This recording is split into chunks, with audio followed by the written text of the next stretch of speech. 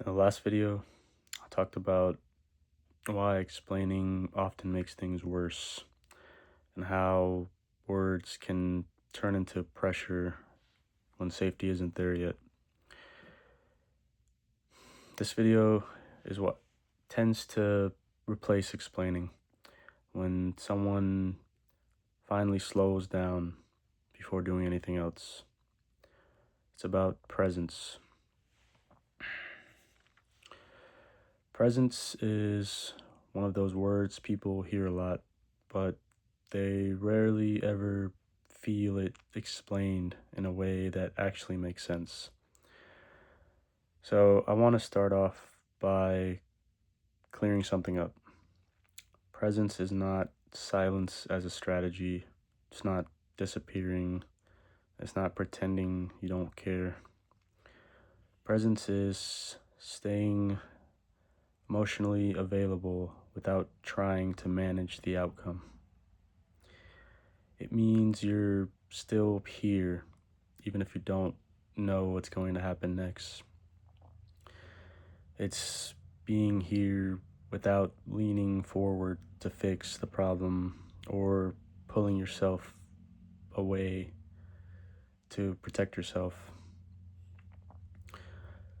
A lot of people confuse presence with suppression. Suppression feels tight, like holding your breath, like not being able to feel freely.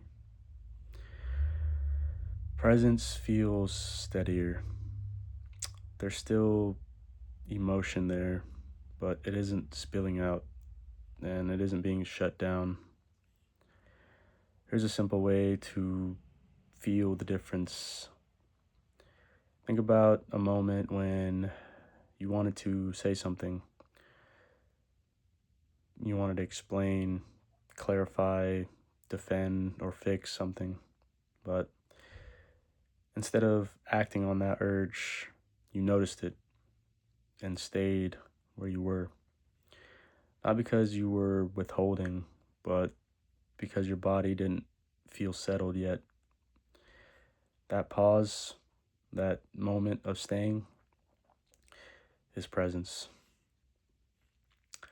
Now, presence can feel uncomfortable at times because it removes the illusion of control.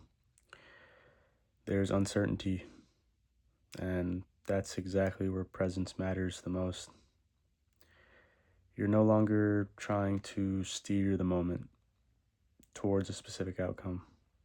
You're staying with what's actually happening inside you and between you without collapsing or avoiding.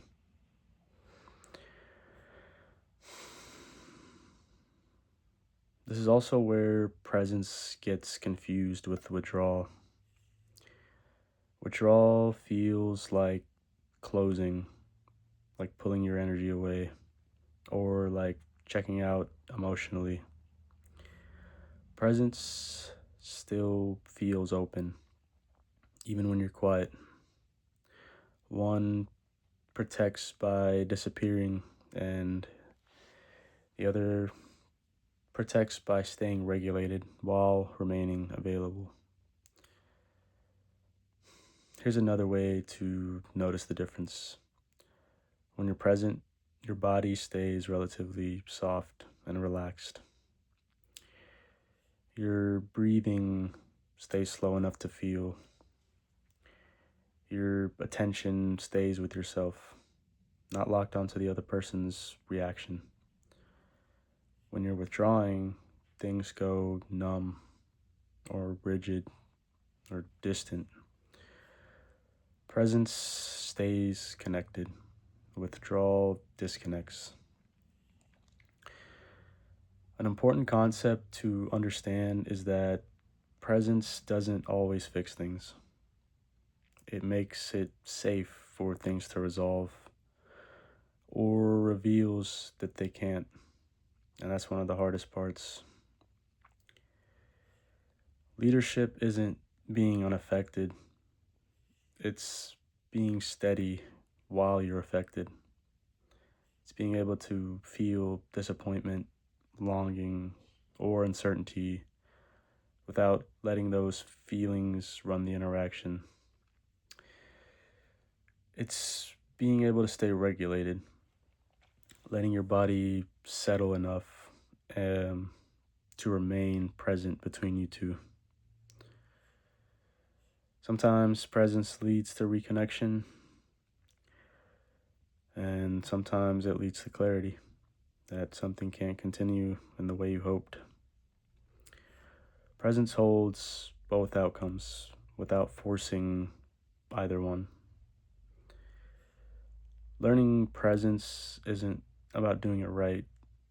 It's about noticing when you leave yourself, when you rush, explain, shut down, or perform, and instead gently choosing to stay.